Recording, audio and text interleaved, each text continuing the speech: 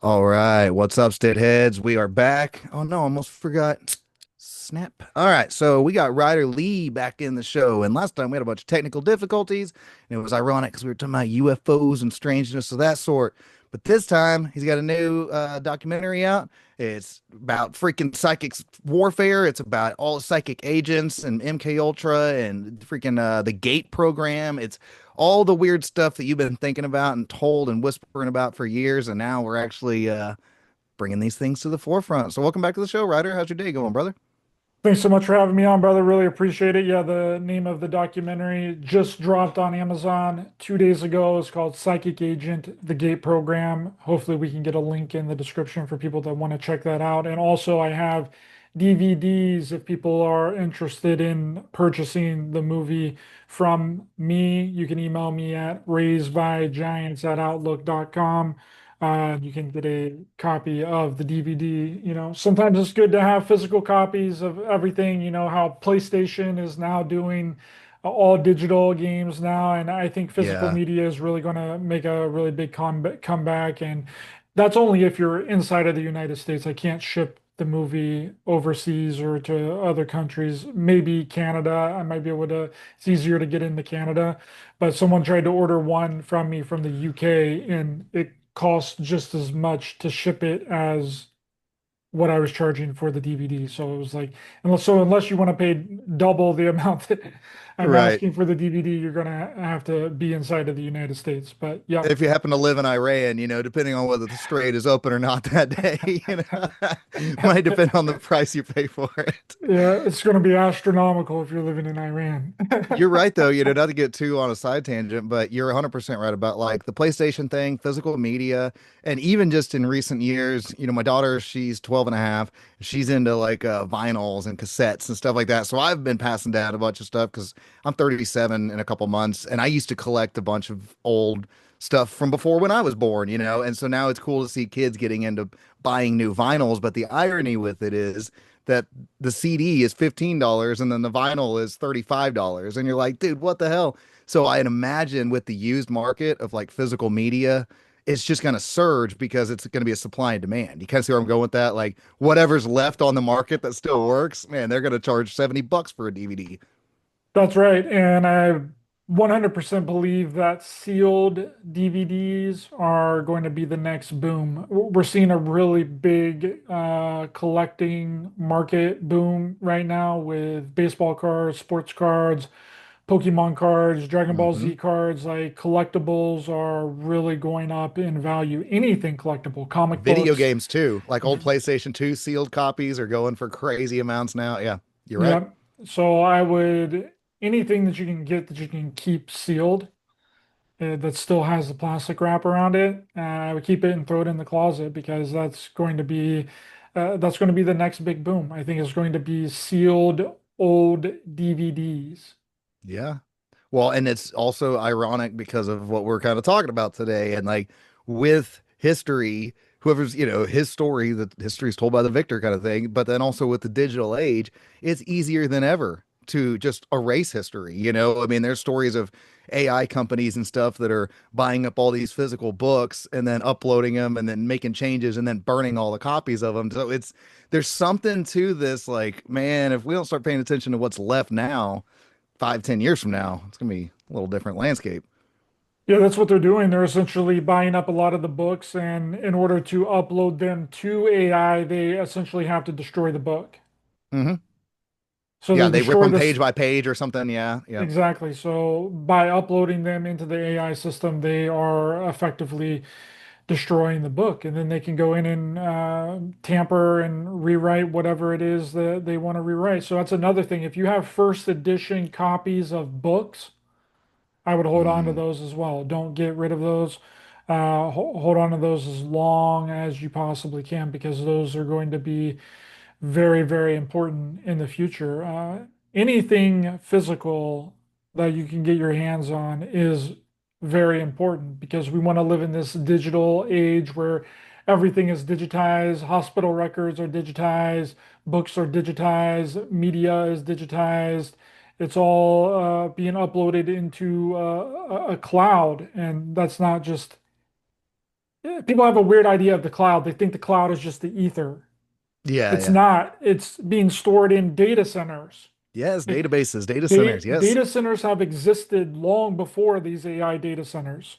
Okay, Hmm. that's where everything, all the information in the internet is stored, is in gigantic data centers. They've been operating and running since the inception of the internet. Your stuff isn't just stored in some ambiguous cloud that they Yeah. just call it the cloud, but that's not what it is. It's always been data centers. We've always had data centers. It just Mm. hasn't been a popular topic and a popular thing to talk about because now they've shifted into AI data centers. But there have Yeah. been regular data centers for storage of the internet and things for decades. That's right. Yeah. And it's just now it's being noticed because they're kind of doing it at like such an accelerated rate, and they're building 10 to 1 versus the one they used to build. Now they're popping up 10 at a time. And you're like, hey, what? That's why people are starting to, it's it's like a giraffe trying to hide behind a little bush. Like, hey, we see you over there now, man. You're not hiding anymore. And so it is kind of weird that it's just at such an accelerated rate now, but it's also just weird that everything is accelerated. I mean, we've got Tulsi Gabbard talking about MK Ultra files. We got all this crazy stuff going on that like 5, 10 years ago, 30 years ago, you'd be called an absolute crazy person. And now you've got elected officials, like Tripoli calls it. There's like safe, dangerous, and then dangerous, dangerous. Now all these old dangerous, dangerous subjects are safe, dangerous. But then it's also like, how do we know if these people have lied to us forever and done these things to us? Why the hell would they be telling us the truth now too? It's a big mind game. Well, there's a difference between the separation of time makes the biggest difference between anything, right? Between an event happening and then you coming out and saying that, yeah, that's what happened when you denied it for 20 years, Mm, right? The separation of time and between the event and you coming out about it, it makes the biggest difference in the world because then you kind of have plausible deniability to the point where, well, all those people that did that way back then in the past are no longer alive. They're not in charge anymore. Yeah, we might have done that. Yeah, that's a thing, but it doesn't fall on anybody that's currently in power because all of those people are dead and they're gone or they're no longer in office, right? I mean, mm, if somehow we got some kind of document saying that they 100% faked the moon landing, I don't think anybody would care. Just like nobody would really care that, about what recently, the Charlie JFK Kirk. stuff. Oh, Like JFK stuff coming out. Yeah. when the JFK stuff came out, no one really cared. See, there's so much time that's passed in between that event happening and them coming out and saying that, yes, this is what happened, that people no longer care because they've already suspected and talked about it for a really long time that the official narrative wasn't Hmm. real and it didn't happen, right? It's just validation at that point. Yeah. Exactly. It's kind of like, well, we already knew that. We already knew that. So like it's like kind of nothing new and it just kind of gets brushed under. The UFO stuff, that's what I was going with, what I was thinking about, not so much the JFK, but the UFO thing. Whenever the government came out and was like, "Yeah, UFOs are real," like no one really cared. They were just like, "We kind of already knew that there was something more going on than what you were saying was going on." So it was kind of like a big nothing burger. It's almost purposeful. As I'm thinking about that, as you're saying that, it's like it's almost purposeful to give you some crazy information that we've been gaslit on for decades or however long, right? Even 100 years, 50 years, 30 years. But they finally give you information on it, but there's just as big of events kind of things going on now that keeps you distracted to where it's the irony of like, okay, we'll give you these tidbits of truth, but we're too busy or preoccupied with the other things going on currently. Or like you said, the time that separates everything, we're like, oh, those guys are all dead. We can't do nothing about it. Whatever, move on. And it's almost like that's what they do on purpose, that slow burn. So that way you just move on from it because life is chaotic already. But yeah, it is weird. Why are they telling us all these little tidbits right now? Doesn't make a whole lot of sense to me.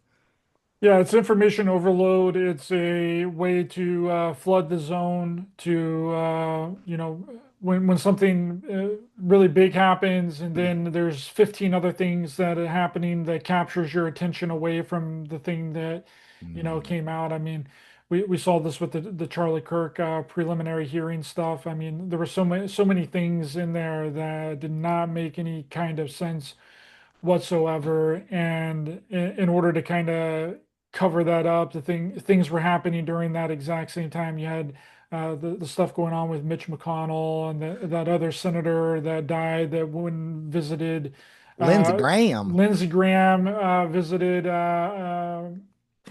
Oh, Ukraine. Ukraine, Yeah. and then came back and then died. So it was like, and that happened all on the exact last day of the Tyler Robinson preliminary hearing. So the Yeah. entire thing just shifted, and that's how easy it went from everyone talking about Charlie Kirk on X to Lindsey Graham and Mitch McConnell, like within a couple of hours, dude. Mm-hmm.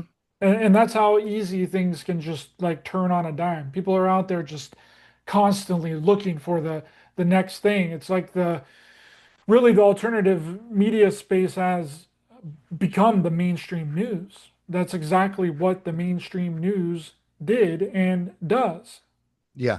And it's just with the currency of honesty at this point. It's like that's why people are turning to alternative media and stuff. It's like I could be 100% wrong about every single thing we're talking about right now, but at the same time, I'm being honest about what my thoughts are. And we're seeing through that veil of what the damn mainstream media has been forever. It's been fake, it's been lies, it's been all these things. It's like I don't understand. People it's a good thing that people are starting to question everything, but it is information overload to where now we got people going down crazy rabbit holes. And I'm gonna bring up Sam again. Apparently, Sam is, Francis Bacon and different things like that. It's like you got Tyler Hansen, fittest flat earther, taking people in the wrong direction of things, and it's all mind control at the end of the day. It's like I think they knew the internet was going to get away from them, but they allowed it so that way it's like you said, you just flood everything, and there's truth in there if you look for it, but I don't know. There's too much lies too.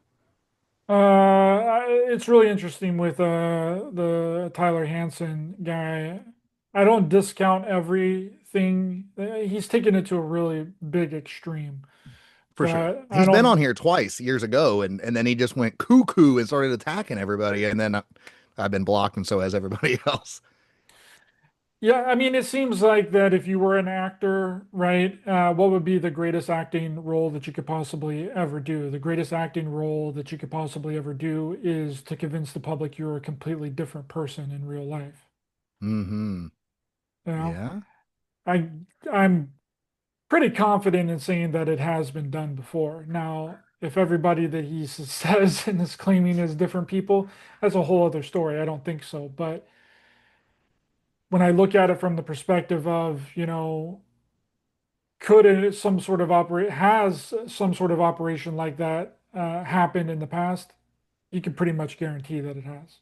You know, Yes. so that's Yes. the nugget of truth that is in the things that he's talking about. Is I 100% believe. I mean, if someone else within a movie can completely convince somebody that they're another individual, then why would they not at least try and attempt to do that in real life? I mean, that would be Mm-hmm. the ultimate acting gig. If someone came to you and was like, "Hey, you play this character in all these different roles," and the only reason that people know I mean, look at Johnny Depp, right?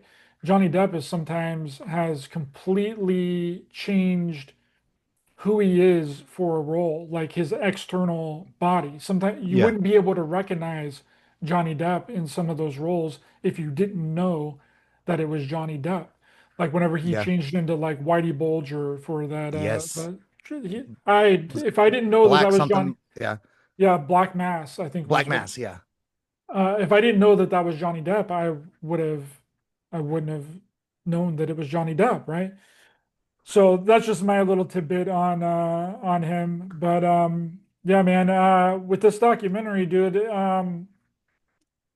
this required a lot of research on my end and going down really deep and going through a lot of declassified documents, a lot of remote viewing documents, and a lot of psychic spy documents. And I kind of found out that where a lot of this really started is in 1958.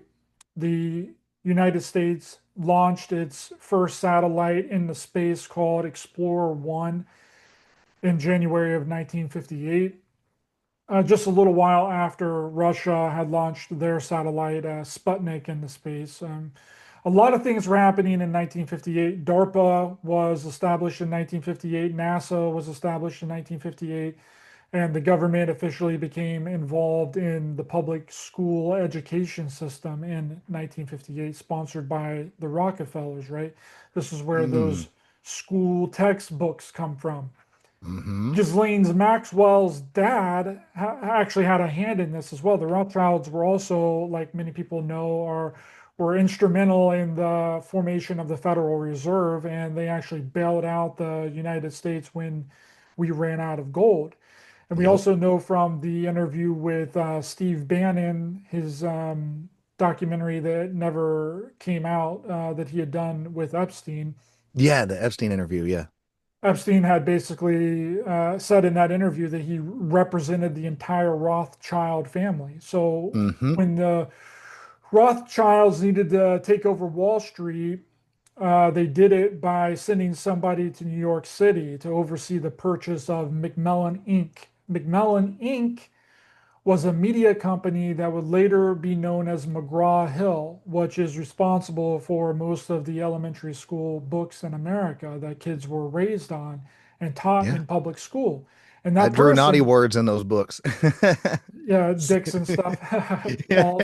Fourth grade. Screw this class. No. This is stupid. I hate this. But Robert Maxwell was that person that they sent to New York City to take over this company. He was like Hmm. their main guy. And when uh, Maxwell would go on to die on his yacht because he owed a lot of money to Mossad.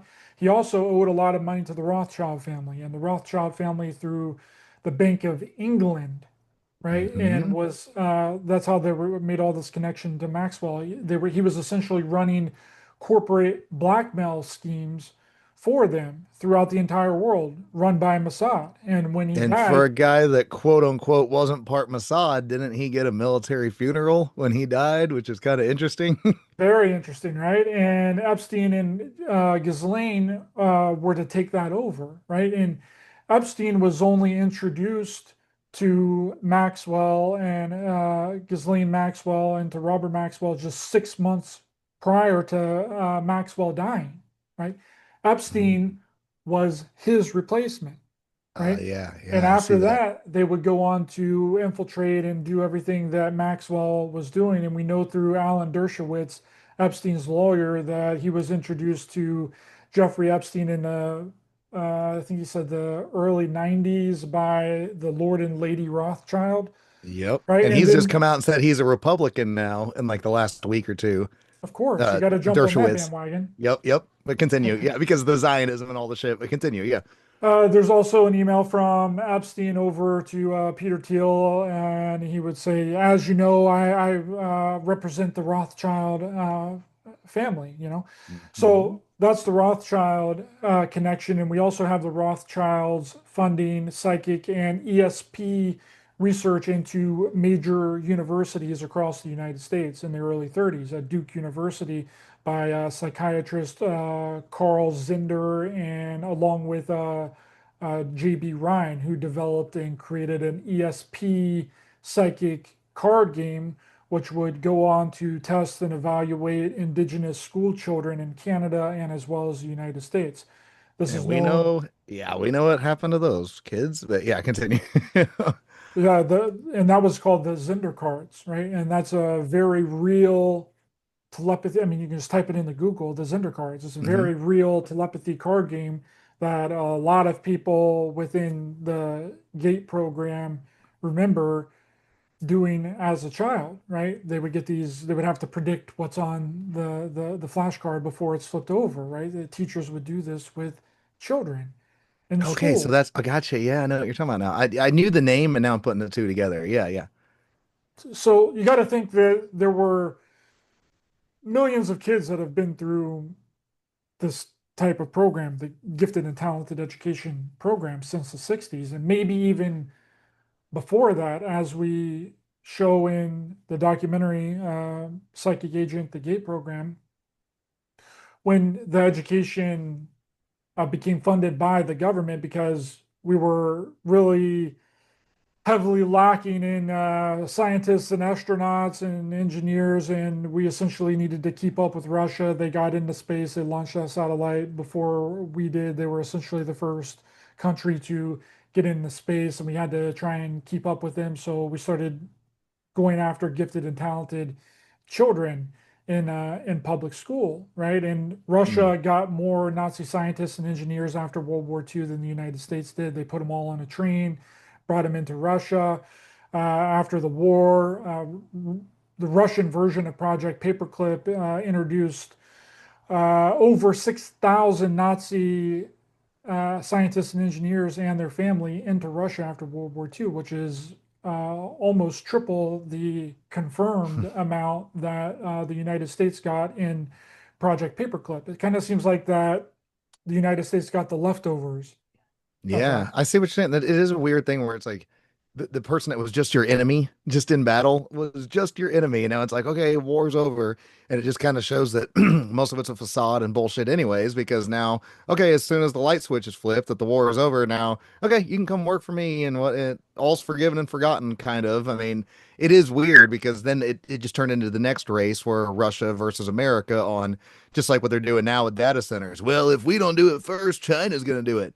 That's like saying, do you want me to punch you in the face or do you want that guy to punch you in the face? But you're still getting punched in the face. But anyways, continue, man. You know what I'm saying? Like, That's exactly right. It makes absolutely no sense. And Russia, it's kind of I mean, Russia is still considered our enemy. I mean, if you look at Russiagate and like all of yeah, the stuff against Russia and us funding Ukraine, Russia is still a really big enemy of the United States. And it seems like it's always been our Nazis versus their Nazis. That's what it seems like the entire Cold no War shit. Just like Ukraine, like you said. Yeah.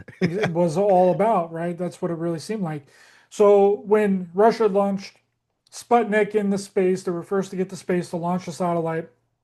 This really freaked out the Eisenhower administration, and they realized the best way to get people recruited into the military, to get them to join, to get them into the intelligence agencies, into high positions of power within corporations and thought leaders and leaders in communities, including some form of inventors and entertainers, musicians, all these people that they could basically propagandize and put out as the front-facing person of a certain organization they were looking for, right? And we show that in the documentary. We go over this gifted and talented document that shows all of the characteristics that they were looking for, and it wasn't just based on intelligence. Okay. Mm-hmm. It was based on creativity, entertainment, outside of the box thinking, charisma, there was different categories for Yeah. the Who could types be of the next things. musician, next politician, next this? Yeah. Like, not everybody's going to have the same outcome, but we could still use most of these people for different. Who's going to be the next LeBron James athlete that speaks out about Black Lives Matter? Who's going to be, you know what I mean? Those guys. Yeah. Continue, E- man. I'm loving this. Exactly. That's exactly what it is. You just hit the freaking nail on the head right there. That's what the entire goal of doing this was Mm-hmm. essentially for recruitment, because but there's also a twofold and even a threefold scenario to that. They always have backup things and other Yes. agendas that they're also doing that are branches from the tree, right? Yep. And one of those other things was that, well, we can also get a lot of the people that could be doing this on their own, like such as inventors and out of the box thinkers, and we don't want them to go out and create their own company and their own organization because then we can't control it because they essentially control it themselves. We don't want them to invent anything that really revolutionizes the way that we operate as a society because we have to have a strong hold on that. So the way that we can mitigate that is that we can get all of the brightest minds working for us instead. Yes. Instead How of is it any different than like H-1B visas now? It's like we're not going to let this person become the CEO of the company, but this guy from India is smart as shit in this tech thing that we're doing. So we'll bring him over. He'll hit a wall or a glass ceiling at some point. He's never going to go to be the owner of the company, but we can still use his talent, just like what we did with the Nazis and what Russia did with the Nazis. You're never going to take over NASA. I mean, they kind of did, but I'm just saying, but yeah, continue. I'm just rambling, but yes. No, that's exactly right. Again, you just hit the nail on the head. We can bring them into the fold, but they're never going to amount to anything because we have the clampdown on them. We're the ones that run and own the company. There's nothing that they're going to be able to do about it. And anything that they come up with, anything that they invent is going to be owned by us, right? And the people Mm-hmm. that slip through the cracks that may invent something that would kind of, change our reality or revolutionize the way we operate as a society, the patents, the company is crushed, their character assassinated, they're bankrupted, they're basically drugged through the freaking dirt. Their life is essentially ruined. And And suicided sometimes. they're killed, they're assassinated, they're murdered. I mean, the Invention and Security Act of 1951 literally says, and you can look this up, that the government can classify any patent under the threat of national security. Okay. Mm. They can literally take any patent that they deem is a national security threat and completely block it. Hmm. They can put a security blanket envelope over it, meaning that you can't use that patent, you can't sell that patent, and you cannot invent the device or whatever it was that is on that patent. If you do, you're going to go to prison. Yeah, it's kind of like the idea of like nuclear power plants, like the, oh, well, it's a scary thing because, this is gonna, but meanwhile, if you have like, I don't know, a natural gas plant, I mean, you smoke a cigarette too close, you might blow up the entire place too. So it's kind of ironic that you're like, well, but yeah, they can just shut you out because you're not the big dog, they are. Exactly. And they want those people in the fold. They don't want them out there creating their own stuff and building up their own companies and building it up from the bottom, inventing things that are really going to make a difference. They want them because then it can be a secret thing, right? Hmm. And then they can just put somebody out as the representative of the technology that they gave them. The kind of Manchurian Candidate or their whatever little MK Ultra puppet, and then it's even Exactly. like to bring up Charlie Kirk just for a tiny minute. That's what kind of seems like when people started digging into Erica's timeline, you're like, whoa, was Erica one of those kind of situations? And then, kind of Charlie to an extent. But the more we dug into Erica, who we didn't know nothing about, and then now she presents herself into the world, and it's almost like that's her step, kind of like what you said with Robert Maxwell, and then him dying. And right before that, Jeffrey's introduced, and he kind of takes over the business. It's ironic. You see, like Erica, like she was groomed to take over. I'm not making accusations that she killed him, whatever. I'm just saying, speculating. It is weird. Like the girl that used to be a trad wife that, CEOs should be males and all that. Now she's got more pyro than a Rammstein concert and Paul Stanley Kiss pants on and dancing around and hugging JD Vance. You're like, where'd that trad wife shit go? But it's weird. It's like the next transition, the next step. Like she was activated almost or something. It's kind of strange. Well, it's interesting that you bring up Charlie Kirk because Charlie Kirk went to a gate program school in Palatine, Illinois. It's called Creative Children's Academy. Now Hmm. it was renamed Quest Academy. It's been called Quest Academy since 1999 until today, right? And this wasn't just a class, right? This wasn't some special class that was in, a public school. This was literally an entire school dedicated to gifted and talented individuals, That's right? wild. That's what it was for. An education system designed, and you can get on their website and look it up. Just Google in Quest Academy. And you can go to their website and you can read all about it, right? And it'll tell you that it's an education designed for intellectually gifted children, that they're a preschool through eighth grade, and it's to uh, bring curiosity driven kids and learn, and that the learning goes beyond the classroom, you know? And that Well, sounds nice in a way, because, if you think of like Rockefeller education, you're like, oh, well, we tell kids not to be creative and shut their brains off and focus on their desk all day. So on the surface, you hear what you're saying, and you're like, hey, you know what? That sounds interesting. My kid's a pretty creative, little outgoing little son of a bitch. So maybe we'll send him there. Then next thing you know, they might be brainwashing your kid and sending him in some grooming program. that's exactly right. And there's really specific wording on the website that says that we create opportunities for students, right? To essentially apply their Interesting. ideas, explore their passions, and take what they've learned and apply it to the outside world, to things outside of the classroom, right? Which is, we create is very important wording there, right? Yeah, We create opportunities. means they are in So control. basically, if you make it through this school, you're going to be set up for your future because the Mhm. handlers will control and dictate your entire life. Yep, might as well be going through Skull and Bones. Yeah, it's the same kind of thing. They're setting you on a progress or like on a progression. Yeah. Yeah. Well, And dude, so, okay, let me ask this. Like, okay, it's on this gate idea. So I was born in 89. I graduated in 2008. And in elementary school and middle school, I have this weird thing. I say, so you've been digging into this. All right. So I was in the gate program for a while through elementary and middle school, and then I went to three different high schools in 4 years so that I wasn't in gate anymore. I was switching classes. So long story short, but I do and don't remember weird things. Like it's strange because I get it. The older you get, the less you remember from your, younger days. But it's weird that I can remember things from 10 years ago, like no problem, 15 years ago, and I'm in my early 20s, late teens.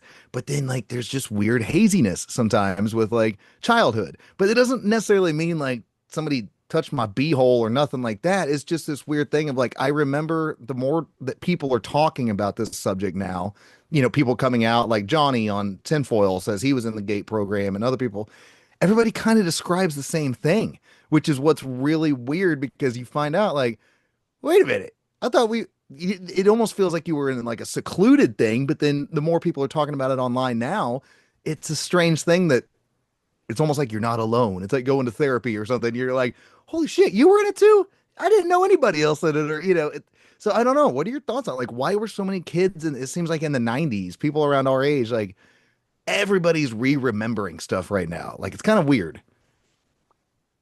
well, other than the recruiting people part, because I do believe that that is a big part of this is recruitment, bring people into the fold, get them into the military. Several people that I've talked to that went through the GATE program ended up in some form of military service or working for the intelligence community. And that's not to say all of them, but several of them. That seemed to be a very uh, common thing. That's funny you say that because most of my family is all military, and ever since I was a kid, I had planned on going into the military. And then I hit high school, and I was playing guitar and bass guitar, and I was growing my hair and playing in bands and smoking weed and chasing chicks. And I was like, you know what, military doesn't sound that fun anymore. So I just kind of threw that idea out to the side. And then Yeah. it's weird because years later, I'm glad it happened because of what we found out about different things. Because I would have been right in freaking Kuwait or some shit like that. I would have come back with no legs or with mental PTSD problems. But putting that aside, it's funny you say that because it's a projection right into the military, it seems like, for a lot of these people. And also, it can be just to put people in every aspect of society as well, right? It doesn't even have to be into some high position of power. It can literally be DMV workers. It can literally be your mailman. It could be the UPS driver. It could be your neighbor.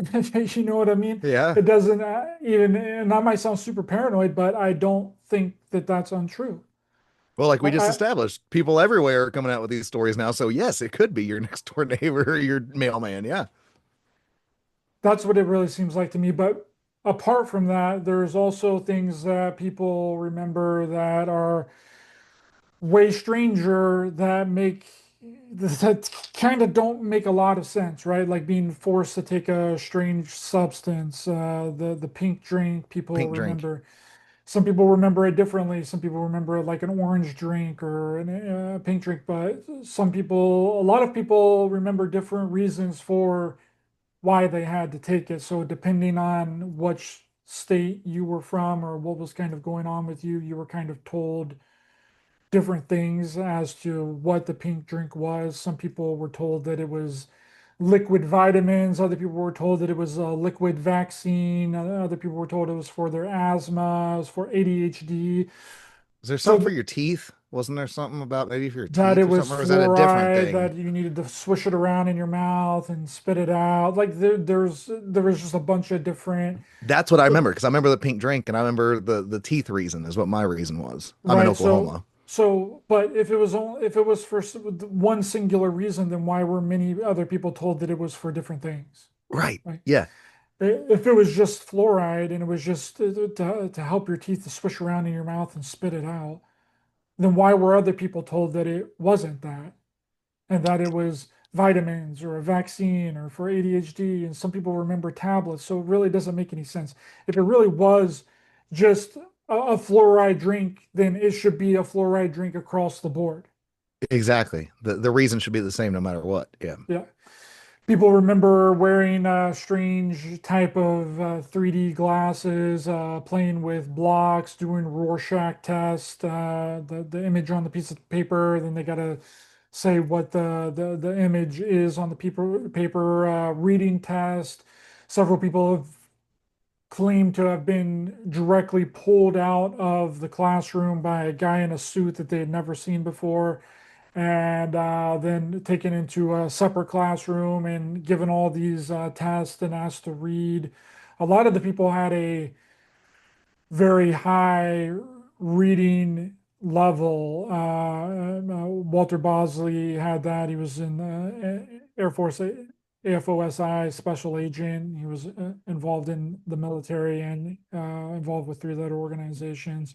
A lot of people were really gifted at reading. That was a part of these programs, but Yeah. several people were, brought into these programs based on their talents and being able to identify things in a room, being uh, hyper vigilant, pattern recognition, things Yeah. like that.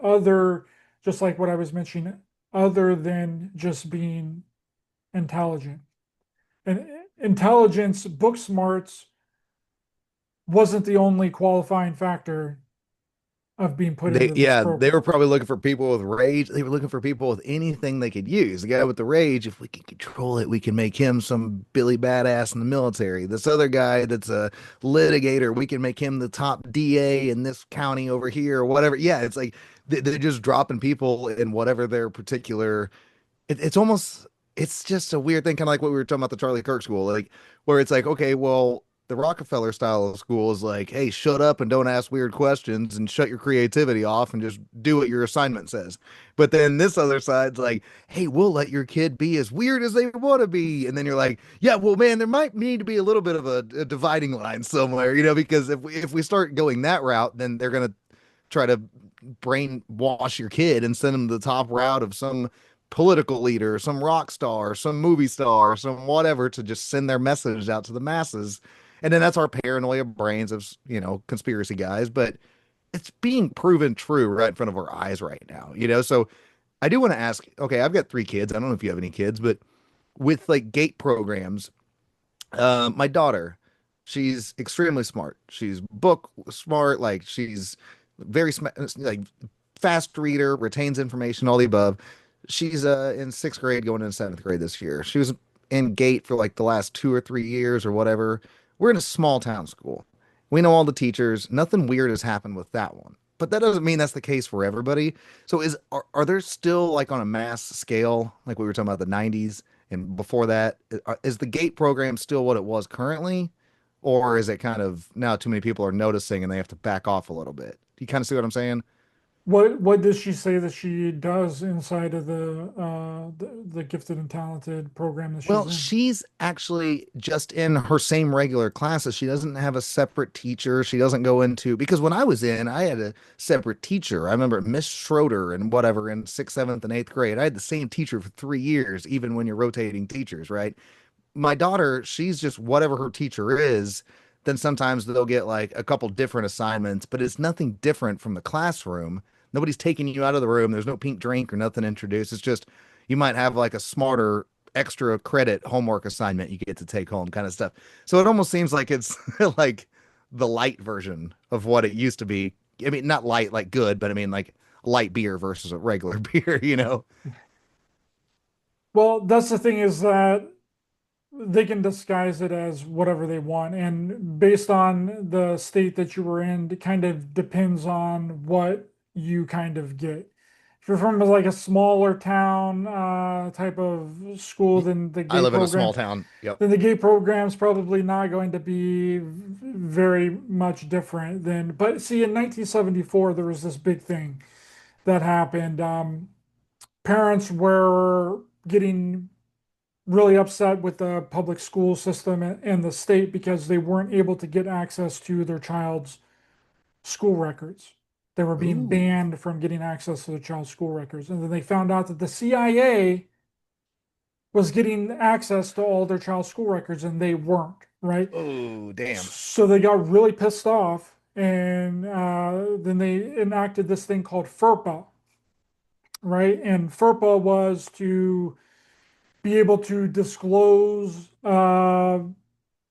children's school records in public school back to their parents and that the CIA could not get access to those records. Well, the CIA got pissed off and was like, hey, uh, we're going to put in this amendment into the bill, into this FERPA Act, that will essentially say that we can get and access any child's school records that goes to school in public school in the United States. But also the parents can also get the records as well. So Okay. it didn't block the parents from getting the records, but it also allowed access for the CIA to still also get the records Yeah. of the children in school, right?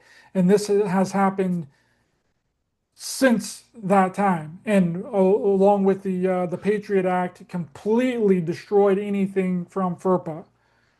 Yeah. So the Patriot Act allowed intelligence agencies and the government to literally get anything out of public school records, such as test scores, behavioral patterns, anything that was recorded Ooh, out yeah. So of they the. could bust a brown kid. Yep. Yep. Exactly.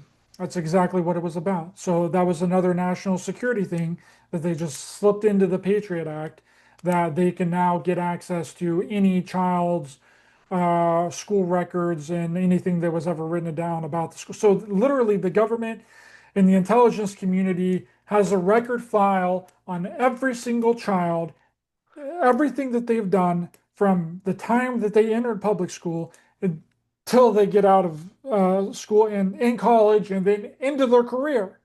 And there's nothing that you Nuts. can do about it. There's nothing your parents can do about it. Nothing you can do about it. It's just something that happens and something that exists and something that will probably always happen. So that's kind of been. So whenever they did that and they threw in that amendment to FERPA, they could essentially disguise what they were doing and they would change the names of the GATE program. They would call them different names. They would switch it up and do different acronyms and different things for each program that they were starting. And that's not even getting into the teen behavioral modification schools that are essentially giant MK Ultra centers that was kind of started in Utah, that were outdoor retreatment camps for unruly teenagers, and then went to actual facilities in New York and all across the United States for unruly Interesting. teenagers, Yeah, because which we've already told, the school system is basically, a funnel, a funnel or whatever you want to call it to the prison industrial complex. So It's interesting to be able to use like what you're talking about to segregate and find out who the unruly ones are, and then we can just kind of expedite that process a little bit. We'll take them over here, and it's still kind of almost like a free range jail, is what you're kind of describing. That's right. So you take the people that don't comply with this, and then you put them into a very strict, so basically like a boarding school. It would be the Yeah, equivalent of like a boarding school that you're in until you're 18, until you supposedly graduate from this teen behavioral modification school. There's a whole documentary about this on Netflix called Cons, Cults, and Kidnapping. interesting. Really, really, and where it started was in Utah with these outdoor retreat camps that would last an entire summer, and they would parents would literally pay a company and an organization money to come and kidnap their child out of their home, What? arrest For the them, shock, the trauma of it? put them in an Damn. SUV, and then drive them to one of these facilities. Dude, that's wild.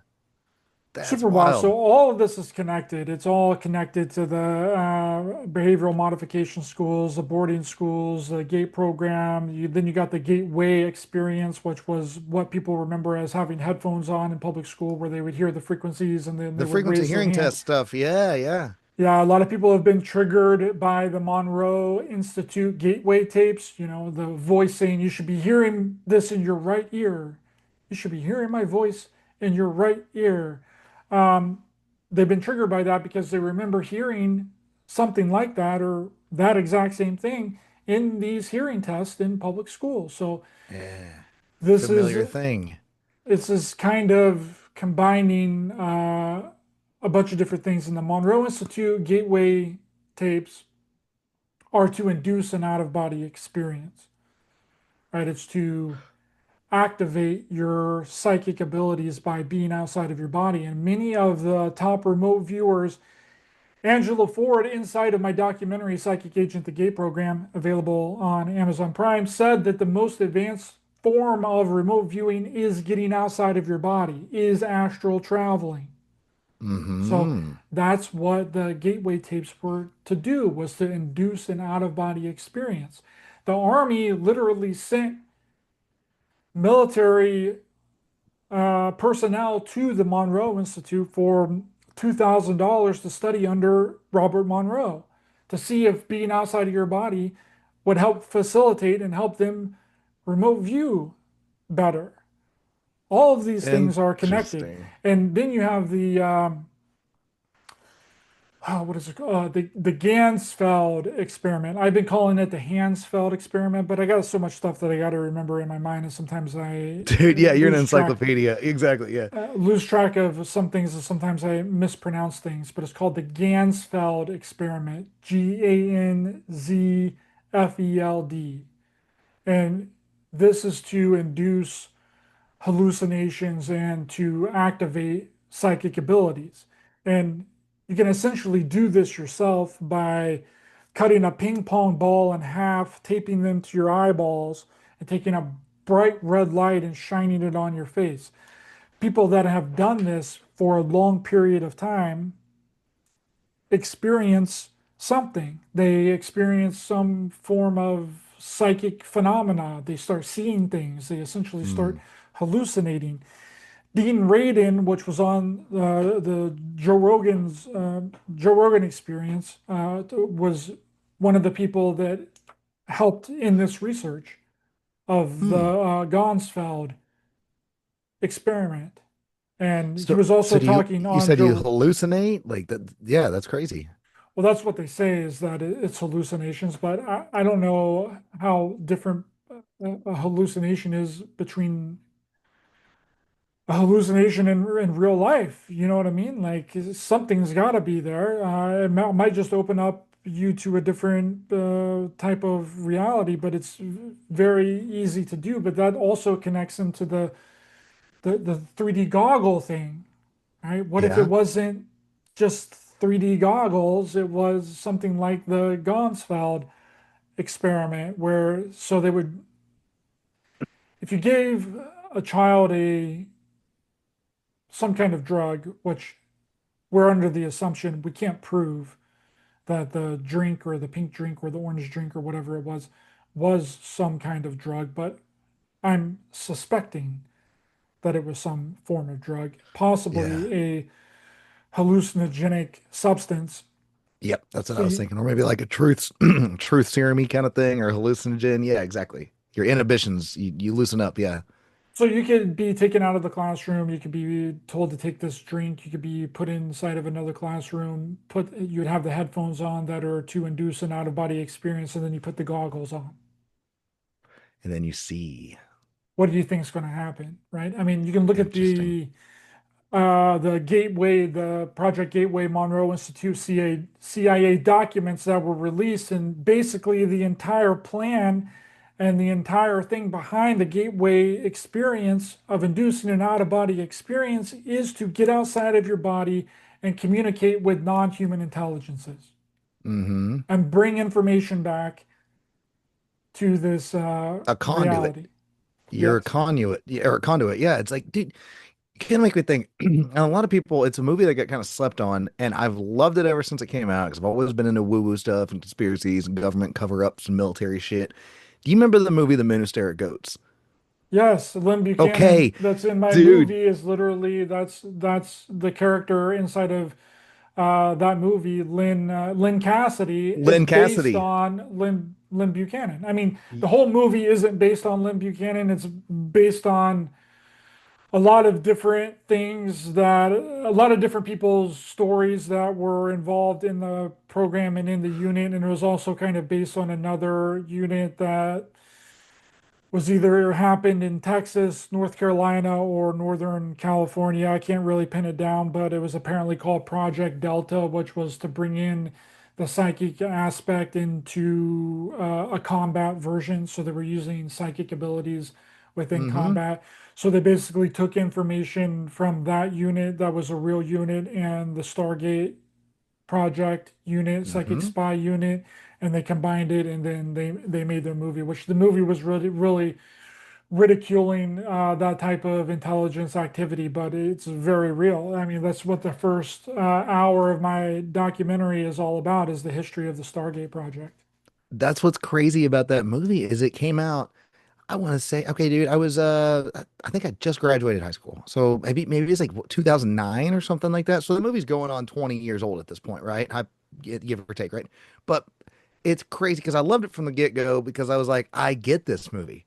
Like, yeah, there's comedy in it, and that's why other people kind of dug it. But I was like, no, I get this movie. I know, like, I know what they're saying in this movie. You're like, this is insane that they're putting this much in there. And then, like, they almost wouldn't dare make a movie like that on the nose today, even though they put all their little subtle bullshit in movies nowadays still.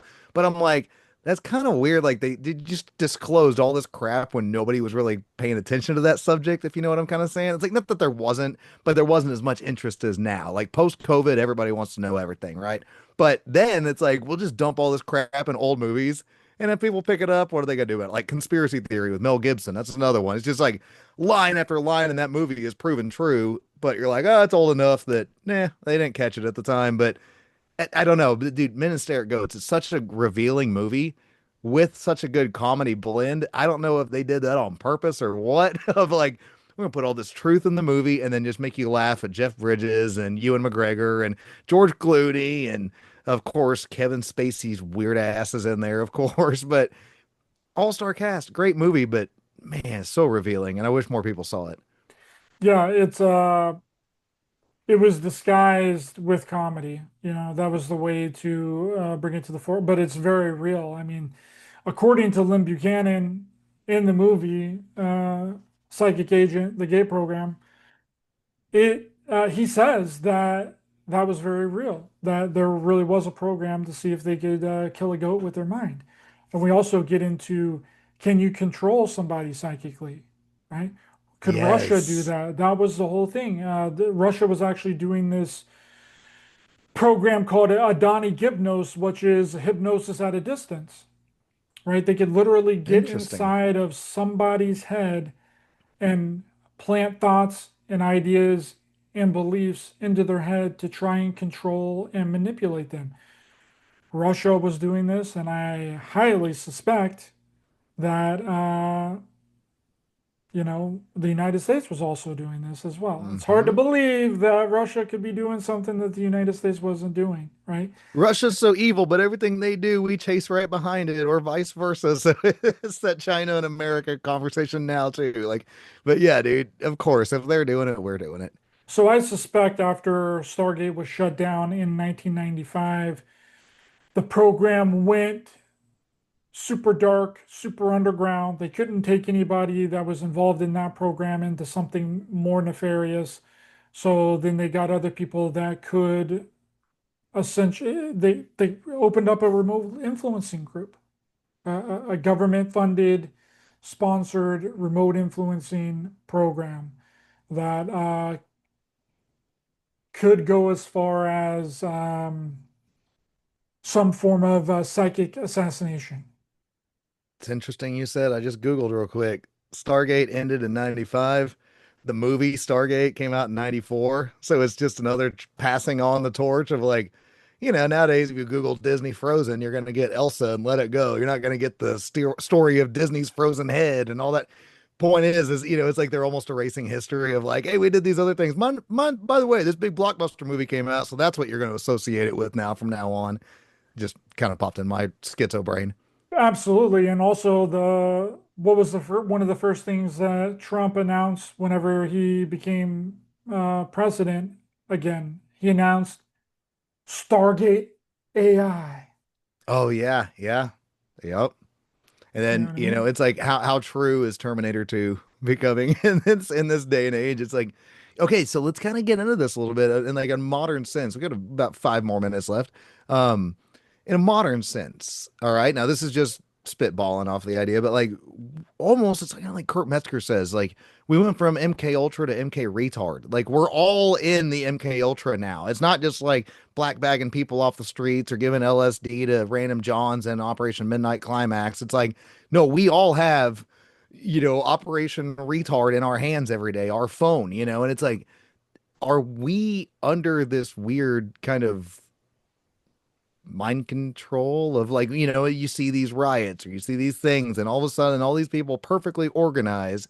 Like Tripoli says, if you got kids, try to set a birthday party up and see if it goes right. If you run a podcast, try to keep a fucking at least one episode a week going without problems. I'm just saying, like, nothing ever works out perfectly fine, but how do all these crazy, chaotic events always perfectly orchestrate just like that? Like, are we under mind control right now?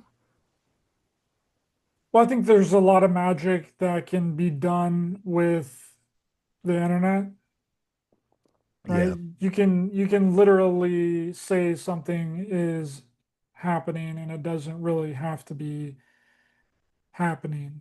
You know what I mean? Like manifested almost. you can You know, say that there's this giant riot going on, and there might not actually be a giant riot going on, if you're not there, you can't prove it. Yeah, okay. you know? And There is a that's not to say that the things aren't the real things don't happen. I 100% believe real things happen, but it's like, dude, they've had this under control for such a long time. I mean, they've had AI for decades before the public ever got AI. That's hmm. just a fact. We don't get anything before the military has been using it for decades. Yeah, dude. We had advanced military drones, okay, that was being made in New Mexico in 1979. I 100% believe that. Autonomous military drones, We had remote okay? control cars. Why wouldn't we have drones? Exactly. So, and then when did the public start getting drones? Let's see, maybe early 2000s, maybe Yeah, mid I was gonna guess about 2000s. 15 years ago ish. Yeah. Okay, so they had that capability for way longer than the public ever got access to it. So how long have they had the ability to just create something that's not even real? I would Yeah. say for a long ass time. This is why the military wanted to be involved with Hollywood. This is why the Air Force had a giant military base on Lookout Mountain right outside of LA, Yes. where they had a sound stage and they had a freaking bunch of recording studios where thousands and thousands of military films were made up there that nobody knows what they were because they're all still classified. They might have had a moon landing there too.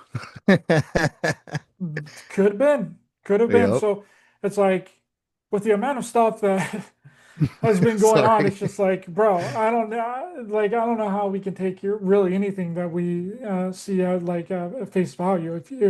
If you weren't there and you didn't experience it, then I would question it.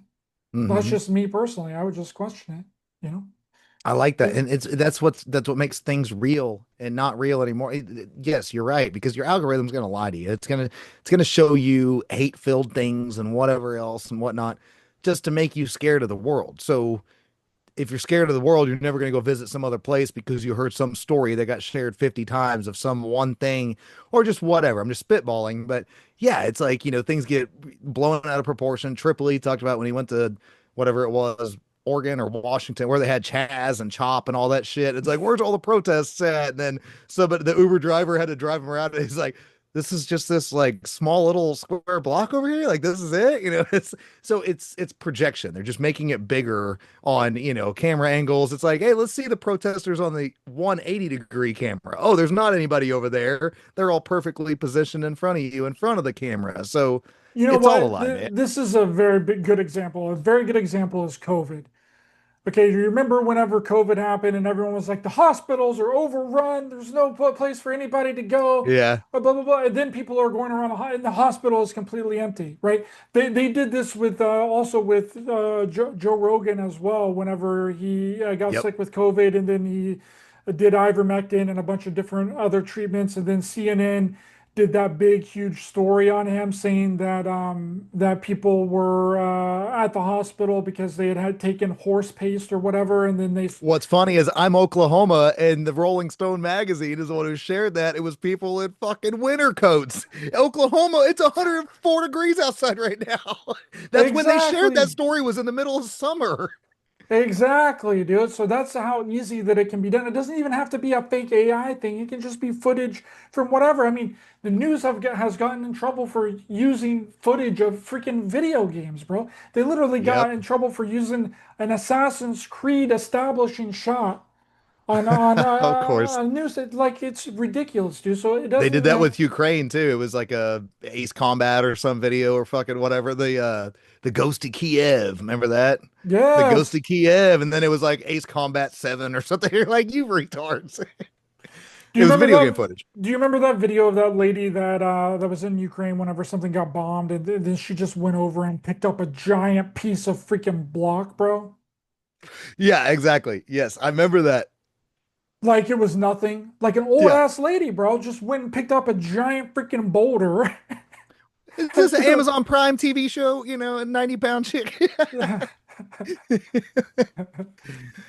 Bro, Yep. it's all fake and gay. That's the thing. It's like, you try not to get black pilled about it, but I think the reality is to stay in the gray pill area. And that's kind of how I ended last episode too, is like, I get into a black pill mode a lot of times, even though it's like, well, you got to keep on keeping on. I got kids, I got a wife, I got family, I got work, I got bills.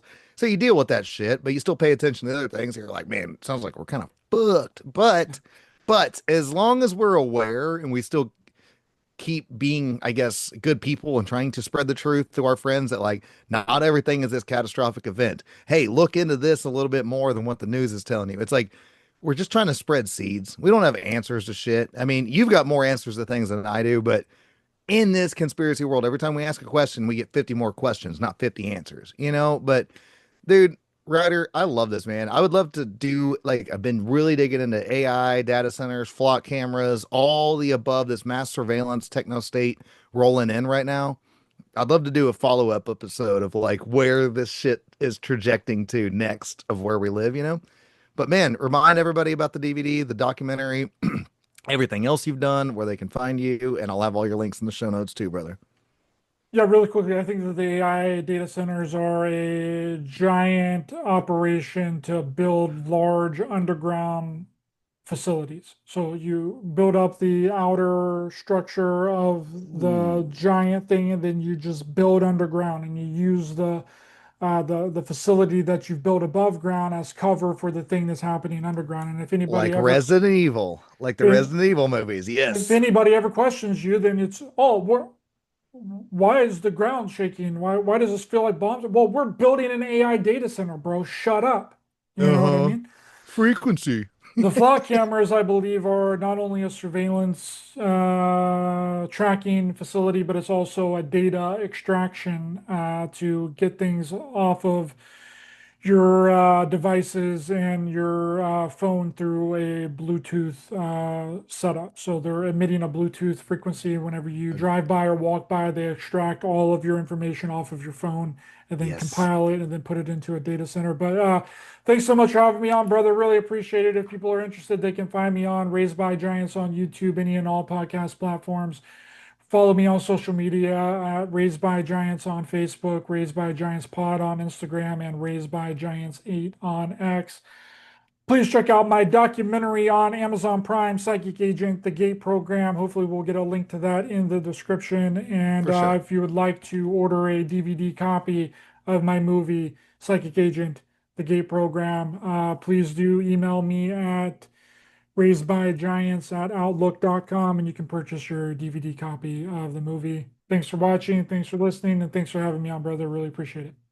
I love it, brother. Well, Stitt-Heads, guys, go check it out, man. Psychic agent. Am I a psychic agent? I was in the GATE program. I'm being facetious, or am I? I don't know, man. A lot of these things, like I kind of talked about in the beginning, I don't remember half of that weird era, but let's just say, man, there's some strangeness to these things, and at least we are waking up to them and starting to notice them. So, guys, in conclusion, everything is a fucking conspiracy, everything is a lie, and it's just up to us to dissect the lie. We need to be our own detectives. We need to, if something feels off, trust your gut, start dissecting it. Might lead to bullshit, might actually lead to some redemption or something, whatever. I don't know, guys, but either way, I'll see you next time. Peace out, heads. Bye bye bye, wherever the record button is.